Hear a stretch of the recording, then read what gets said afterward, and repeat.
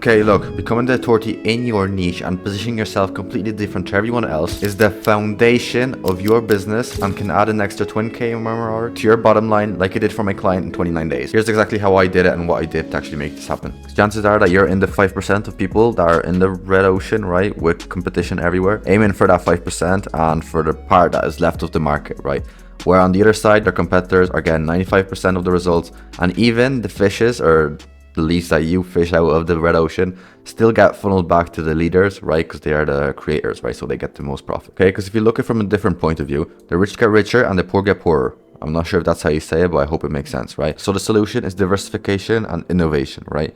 That's the most necessary part if you actually want to escape being poor and actually go into the richer, right? Because the fact is that richer will get richer, and a result of, people getting richer is poor people getting more poor, right? Because they're getting rich based off of the poor people, right? Okay, so what you do is you create your corner of the market completely different to everyone else. And the thing is, the most interesting thing is that if you are the authority in your niche, if you're the go-to leader, if you're the number one person in your niche, right? You have your own messaging, your own offer, your own way of speaking, right? You have your own corner of the market, right? Then the truth is that what you're doing is kind of indoctrinating. Okay, the people that watch your content get indoctrinated because what ends up happening is you reach more people, you indoctrinate with your solution, the people spread the vague message for you, and you also do the same thing, and you reach more people. And that just keeps on compounding, right? That's why it's a self-reinforcing loop, and that is a bit cultish, don't you think? That the leaders indoctrinate the people at the poor to get more leads or to be more popular or whatever the goal is. But that could be a positive aspect, right? That's just principles, what's happening. Because if you look at a definition of a cult, okay, we don't want this. I'm not talking about a system of religious veneration and devotion, right? Not this kind of cult. A person or thing that is popular or fashionable and not among a particular group of section of society, right? And people just talk about you, right? And that's just how it is, right? The more content you create, the more people you will indoctrinate, right? Okay, and the reason for this, the reason for why becoming the number one go-to leader is kind of cultish, in a positive manner, obviously. Everyone follows your actions. People copy and paste your system, funneling everything back to you. Okay, you are the creator of your system, right? And what ends up happening here, and what ends up happening in the agency space specifically, most common, if people copy and paste the same acquisition funnel, they will get some results. They will get some people out of the fish, but they will never make as much money, fish as much fish as the leaders. Okay, the reason for is because you're competing for the 5%, okay, which is left by the leaders, and even while you're competing, the leads will go back to the creator, right? Because they are the authority, not you. Okay, so what we have to do is we have to reposition you until you are the authority and everything is funneled back to you. Okay, that's the main goals with this. Because as soon as someone starts watching your content and you help him with your solution, he gets somewhat unconsciously indoctrinated, right? He remembers you. You're in your prospect's mind, right? And that's the goal. So he watches more and eventually buys from you. And that's normal and the natural aspect of personal branding. And we just leverage that, right? It's in the principles and we leverage that. And it's just what you have to leverage if you want to be the number one authority. It is what it is, right? Essentially. Cool. So I'll go over the principles, how to create your niche, similarities from creating a cult, from some books that I read. So I'll go back to messaging and how you can actually position yourself and what we did for Antonio. And then indoctrinating and spreading a vague message. So you actually spread the stuff that you leverage in the principles. And when you reposition, you actually have to talk about it and actually get your ocean going, okay, so people know about you. That's also one important factor. Okay, so the principles, what did we do with Antonio? Okay, here are the frameworks that we took, and I'll get into them right now. So obviously being a different human being is one thing, right? You got your own character, your traits, and that just equals to personal branding, right? That's one thing that you have to leverage, that you probably heard about, and that people are talking you to be yourself, right? But the problem is that stops working when there's too many people in the pond for the 5%. Okay, you'll target different people even if you copy and paste an offer, but you're still in the rat race for the 5%, so you're not getting as much as you could be, right? Part of your leads are still going back to the leader. So we just have to shift you, right? Shift you from one place to another, and actually not that simple. I just have to leverage principles, okay? So in order to actually scale and become the authority, we have to reposition our foundation, right? Reposition our foundation. That's keywords right here. Not change the acquisition system, Not change the shiny tactic which you heard of from one guru, right, who you implemented this for, right? Not the copy and paste offer, the copy and paste deliverable, the copy and paste offer you got somewhere up the internet. Actually leveraging your personal brand, so all of this will work based off of that positioning. Okay, so points of leverage. What are your points of leverage? If you're a coach, it could be your expertise, your story, case studies, relevant content, assets, audience. All of this results, right? This is what we first look at. These are the most leverageable points. If you change this, the result could be completely different. Based off of that, we look at your niche and create you a niche. Then out of that, we create your offer and then your acquisition model. Okay, I'll show you in a bit how we did that for Antonio. Okay, because what ends up happening is we're first looking at the points of leverage.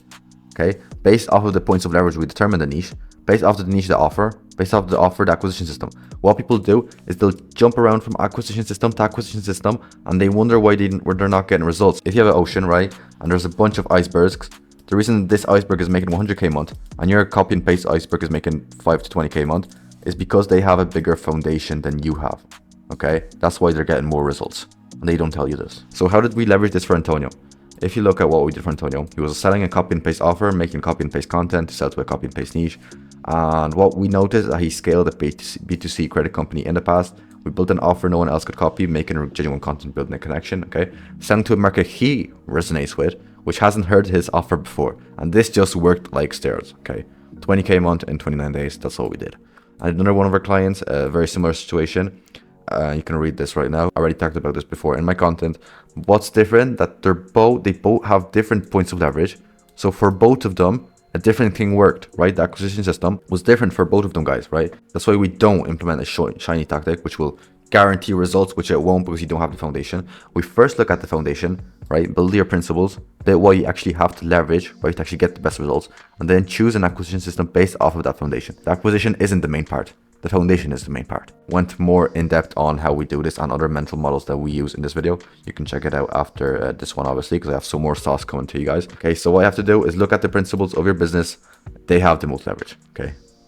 They have the most leverage, right? That's what people don't do. They skip it, and that's why they don't get results. That's the reason why you're not getting results at the moment also. And here's the real sauce. What are the similarities from creating a cult and messaging, right? Because like I'm saying, people and leaders, gurus, they are unconsciously cult leaders, right? Not in an old-fashioned way. We're in a new-fashioned way where people just talk about them, they hear their solutions, and they just amplify them. A good example of this is Andrew Tate. Okay, everything that he says, right, his most common quotes, everything that he says is spreaded by people in his thing, in his program, right? That's creating a cult on a different level. I'm not going to go into that in this video, right? But I'll give you guys the facts that you can implement right now. Okay, I won't tell you how to be the next Andrew Tate, because I don't know myself how to be the next Andrew Tate. If I didn't know, I'd probably implement it for myself already, right? But I'll show you guys the principles that we use for our clients, and that will get you results. Cool. Because if you look at gurus and authorities, they are the leader. They are themselves, right? They're their own unique person with their own interests, right? Their personal branding. They have their own wording. I'll get into that in a second. That's very cool. And I actually implemented this, and it's very game changer. And they have their own approach. They want you to watch more. Okay. That's what they do. And if you look at cults, they have a leader. They have their own twist to the world, basically. I'm not too in depth on those. And they have their own traditions, or whatever you call it in English. And they want you to stay in it. Okay, that's the main goals. And it's pretty similar, okay, because the foundation of all this is to be unique, better, and more efficient to everyone else, to actually attract people and then get people to attract people for you. Okay, as simple as that. Okay, and I actually read the 48 Laws of Power, Robert Greene. He has the 5 steps of creating a cult in that book. That's one of his chapters. I think it's the 27th law or something. You can look it up if you want. There's also all PDFs. If you want, you can message me on Instagram. I'll send you over a PDF version. Okay, and there were 5 steps that he mentioned to create a cult-like following. The first tip is to keep it vague and keep it simple. Okay, so people can understand.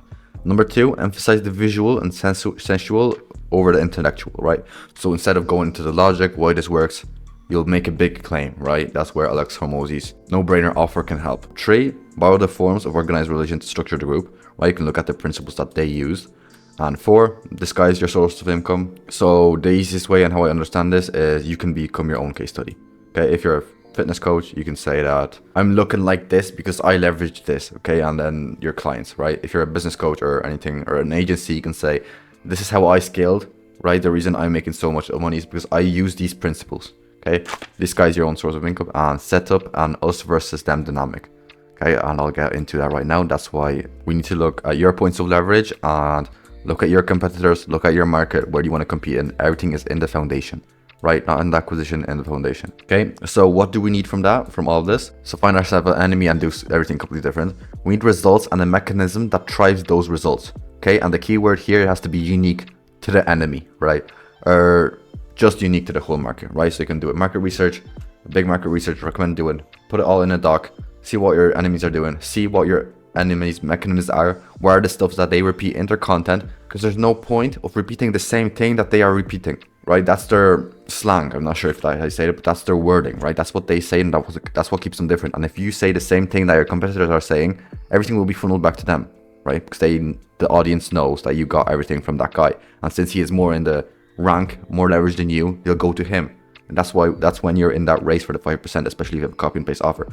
Assuming that you don't, you have to have your own wording and actually have your own space to actually become the authority, right? That's the goal, and that's what I'm supposed to talk about in this video, right? And the third thing, you need to be the biggest case study if possible. Emphasize your success, right? So if you're an agency making money, then you say that I made this money because of this system, right? Protocol, whatever it is.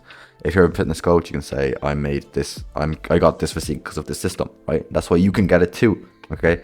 The fourth thing, we need to have your own approach. So that could be slang, words, you as a person, something people can associate with you. Okay, what I recommend doing, what I did, is create a big doc, name it messaging, cool. Do market research on another doc. So you're going to do market research, name the competitors, what they are doing, and where they are doing that, what they are saying, right? And find your own wording, right? So first thing you're going to do is you're going to find you as a person, okay? You're going to leverage yourself. Then you're going to look at the mechanism that the people are doing, make a completely different mechanism, right? An offer, a niche, etc. And once you got that in place, once you got your points of leverage different, you're going to find the slang of words, okay? You're going to find your own solutions, right? So if you have the mechanism, you probably have a 3-pillar mechanism, or how many pillar you want mechanism, you probably have your own mechanism, your own way of solving the problem, okay? That's why you sell. And you can create sub stuff that you talk about for that, right? I like to talk about feedback loops. I like the cognitive science. I'll get into that in a second, and then you can use it. Just find your own stuff you will talk about, and your own words, right? Your own slang. Obviously, being a person helps, but the truth is, and I actually noticed this with myself and with our clients I worked with, once you start consuming content from authorities, you will get indoctrinated by the authorities, right? You'll unconsciously say what they have to say, okay? So you actually have to indoctrinate yourself first to the stuff that you have to say. It sounds complicated, but just write everything that you're going to say, right? So look what your competitors are doing, saying, in their content, and find yourself to be unique to everyone else. As simple as that. The last point, indoctrinate in content, right? Plus community. If you have community, then it's easier for you to indoctrinate. If you indoctrinate your clients, they'll spread the fake message for you. They'll talk in your slang, right? If you say a certain word, they'll repeat that word and they'll associate with you, and their audience will come back to you because you're the authority in your niche, right? You're the 100% of the market. There's no competition. And if there is, it will be funneled back to you. Cool. Right, if done correctly, your clients will bring in more clients for you, like I said, because you leverage your own points of leverage and they'll implement your stuff. So if you got all this in place, right, if you need to rewatch this video, rewatch the step because this is dense with value. How to actually use all of this stuff, how do you indoctrinate the people, new people, bring in more people, and actually convert more people, okay? So I have 2 steps, content and psychology, and contacts, okay? Content, why psychology? Because we're making it impossible for not to happen. So we look at the psychology because the psychology is the base of everything and it has the biggest leverage. Okay, like I said before, if you change the way of thinking of someone, you change the whole result itself. Okay, so the first thing we do in the content itself, right? We obviously leverage short form content and long form content. I recommend leveraging both because both need each other. And if you want to take this seriously, I'd leverage both of them, honestly. Right, but the first thing we need is your unique points of leverage, and that goes back to the whole foundation I mentioned steps before this one. Okay, the second thing we need, Charlie Munger's cognitive biases. He came up with 25. We only need these ones. Okay, we need representation bias, we need the social influence bias, we need the like-loving tendency, affinity bias, confirmation bias, and stimulate the neocortex. Right, and here is what we have to do to actually stimulate them. Right, so what we're going to do is we're going to give value, show proof, share personal stories, belief shifting strategy, share your personal beliefs, and use different words to everyone else. Okay, this is also very important. Okay, and if you stimulate the neocortex, and this is what we want to do to actually get you to authority, not only you'll be different to everyone else, it'll be easier for you to convert more people, but you'll also attract more people because you're saying something new to the market, and if it is positioned correctly, then it will get you results like on steroids and make your content better. Okay, and if you stimulate all of those, okay, so like what I said right now, you will get the Lollapalooza effect, where all of this just works even better. Cool, so that's the psychology, that's the hard part, which isn't actually that hard, just to stimulate those stuff, so write them down, take a screenshot or whatever, right? And the last thing we use, right, so we got you, psychology, and actually implementation. So the implementation is our break and rebuild framework. This is one of the stuff that we do. Obviously, you don't want to be using this framework if you're sharing personal stories, okay? But if you're doing the break and rebuilding, which is right here, belief shifting strategy, sharing your beliefs to actually get them indoctrinated into your system, right? To get into their minds, right? We got this framework which we use, and what we do is we first identify the problem in the content. That's the call out, right? Then we acknowledge the problem, confirmation bias, break, rebuild, notorious viscosity bias, social proof, social influence bias, right? Their beliefs align with yours. They are pre-sorted when they hop on a call, right? They're indoctrinated into your system. Easier to sell to. Last thing I want to share you guys, since we're in the psychology niche, at the moment, I want to indoctrinate as much as possible. We have to look at the brain, okay? We're looking at the brain itself. So you got the reptilian brain, and you got a limbic brain, and you got the neocortex, okay? So this is the instinct, right? Okay. And then we got the limbic brain, which is the emotion. So you got emotions on this level, okay? So if you want to get into their brain, you first have to stimulate their emotions, okay? Emotions. Then what you want to do is give logic, okay? Logic is the second part. Second thing is logic. If you want to first stimulate logic, you won't get anywhere. That's why in the content and in the beliefs itself, okay, we are first getting the emotions. When we script our content for our clients, we first look at the emotions and we try to get as much emotion as possible. That's the only way for us to get inside the brain, right? So that could be social proof, that could be personal story, that can be a big claim, promising to do something, right? Whatever it takes. First, there's emotion in the brain, then there's logic. Okay, Brian Tracy, I read his book, and Zig Ziglar, I'm in process of reading. I have it somewhere up there on the shelf, said this thing that people buy based off of emotion and then justify that decision with logic, okay? So they first buy with emotion and then they explain why they did that, why they made that decision based off logic, okay? That's another example of why the emotion is first, okay? So what we do and what I recommend you do, in shorts, show proof, claims, personal stories, belief shifting, right? So that's what I would focus on in the shorts, try to get as much emotion as possible. In the long forms, you can be logical, obviously get some proof in there and some of you, because if you're talking straight to the camera, it builds more you, right? They see you, they see how you talk, it's not an edited clip, okay? That's why both of them work like crazy, and I recommend leveraging both. So if you want to become the authority in your niche, you need to do this. First, points of leverage, niche, offer, results, okay? 2, competitors. Look at your competitors, what you're doing, position yourself unique to everyone else. That's the main thing of the cult, it's unique, okay? And 3, position your mechanism different. That comes back from the competitors and your points of leverage. 4, create your own word list and phrases different to everyone else, so it can associate with you, not with someone else. And then 5, spread your solution with the content frameworks I gave you guys right here to actually indoctrinate more people on your stuff, okay? And then, right, only if you have all of this, then choose the most optimal acquisition system based off of that foundation and leverage data to make the indoctrination process longer, right? You'll stop losing leads and actually convert more people, which is what we want, right? So first, do all of this stuff, the foundation of your business, then the acquisition system, and then leverage data to make the indoctrination process even better, okay? And that's exactly what we do for our clients. If you're curious what we do and how we structure everything, here's a video going over what we did and how we added 20K more to our clients' offer. You can check it out after this one. Because the thing that gets an ad from a 3 times returns to a 10 times returns is what happens behind the ad itself and whether it actually converts people. Okay, so that was it for me. I hope you found some value, and yeah, peace.